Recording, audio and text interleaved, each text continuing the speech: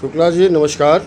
नमस्कार। आज जैसा कि आपको विदित है कि हरदोई के समनीम स्कूल में जो घटना घटित हुई है उसके विषय में आप क्या कहना चाहेंगे? यह जो घटना हुआ है यह उचित है अथवा अनुचित है? आपके हिसाब से क्या होना चाहिए, कृपया व्यक्त करें।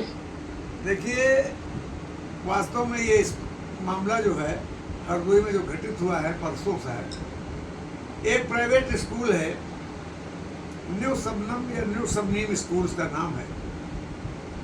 वहाँ की प्रिंसिपल है श्रीमती ममता मिश्रा।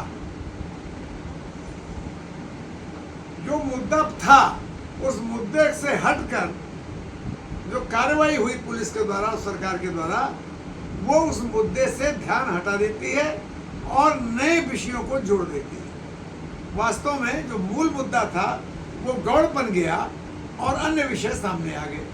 हुआ क्या, प्राइवेट स्कूलों में जैसा हम भी जानते हैं और आप भी जानते हैं, ज़्यादातर प्राइवेट स्कूल जो व्यापारिक ढंग से चलाए जा रहे हैं, उनका उद्देश्य शिक्षा प्रदान करना कम, उस विद्यालय से अधिकाधिक धनोपार्जन करना हो गया है। अब वहाँ करते क्या है, अंधाधुंध फीस है, कोई नियंत्रण नहीं है। इसके अलावा अध्यापकों को कम से कम वेतन में भुगतान किया जाता है। ये तो फिर भी एक ऐसा है जिसे आम जनमानस का लेना देना नहीं है। लेकिन जो वहाँ प्राइवेट स्कूल गलत काम कर रहे हैं कि वे किताबें, स्कूल के जो कोर्स की पुस्तकें हैं, जो कापियां हैं, वो खरीदने का अभिभावकों पर दबाव बनाते हैं कि आप हमारे स्कूल से खरीदिए। अब जो कॉपी 30 रुपए की मिलती है बाहर, वो 300 रुपए में बेचते हैं। ये स्कूल की जो घटना है हरदोई की, उसमें यही घटना है। एक नीलिमा वर्मा जी हैं, उनके बच्चे वहाँ 3 या 4 पढ़ते हैं। प्रिंसिपल ममता मिश्रा ने कहा कि आप कापियाँ खरीदिए। शायद आर्थिक रूप से कमजोर होंगे नीलिमा जी, वो कह रही थी हम आगे खरीदेंगे, अभी खरीदेंगे।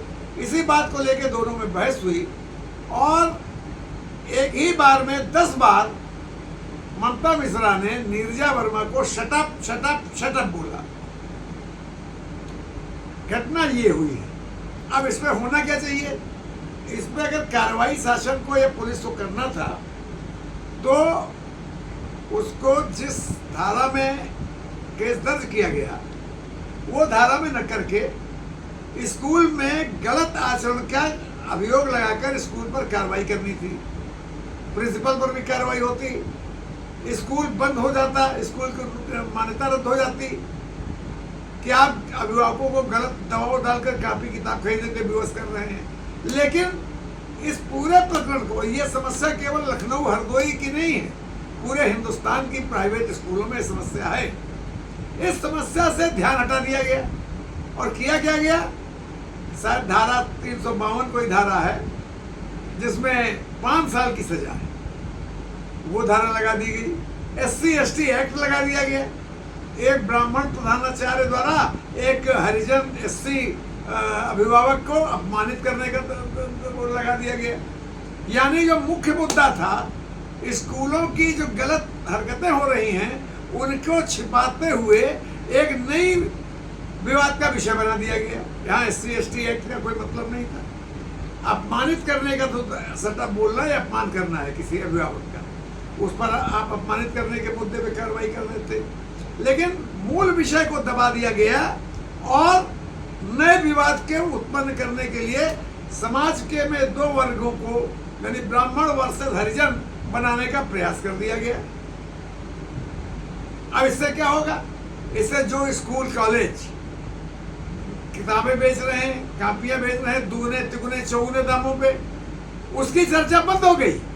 एक ब्राह्मण प्रधानाचार्य ने एक हरिजन अभिभावक की बेइज्जती कर दी, उसको गाली दे दिया, उसको कह दिया, इस पर चर्चा शुरू हो गई।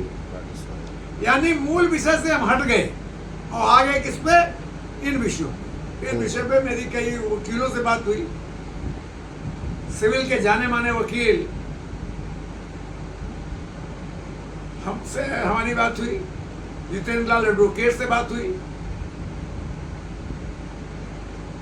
अवस्थी जी एडवोकेट हैं, हमारे मित्र हैं, उनसे मैंने पूछा। सबका ये कहना है वास्तव में SC/ST एक्ट का कोई मतलब ही नहीं है। SC/ST एक्ट में 6 महीने से लेके 5 साल तक की सजा है और पुलिस बिना इंक्वायरी के किसी को भी गिरफ्तार कर सकती है। ये जो हुआ है ये मुख्य मुद्दे को हटाकर एक नकली मुद्दा गढ़ा गया और इससे ये नुकसान हुआ कि जहां समाज के 2 वर्गों में वैमनस्यता बढ़ेगी, वहीं लूट करने वाले प्राइवेट स्कूलों को छूट मिल गई कि इस पर चर्चा होना बंद हो गई। मुद्दा ये होना चाहिए था कि सारे हिंदुस्तान के स्कूलों में इस बात को लेकर के खौफ होता, अगर उस मुद्दे पर कि आप कॉपी बेच रही थी, आप किताबें बेच रही थी, स्कूल पर कार्रवाई होती तो और प्राइवेट कॉलेजों को नसीहत मिलती इस तरह की हरकतें न करें। तो मेरा ये कहना है कि इस तरह की कार्रवाई घोर निंदनीय है, समाज को विभक्त करने की कार्रवाई है। इस पर शासन को तुरंत ध्यान देना चाहिए और ऐसे पुलिस अधिकारियों पर और ऐसी कार्रवाई करने वाले अधिकारियों पर कड़ी से कड़ी कार्रवाई करनी चाहिए और इसको मूल मुद्दे के साथ जोड़कर स्कूल पर गलत व्यापार करने का आरोप लगाते हुए स्कूल पर कार्रवाई करनी चाहिए। मैं समझता हूँ बात स्पष्ट हो चुकी होगी। जय हिंद, जय भारत।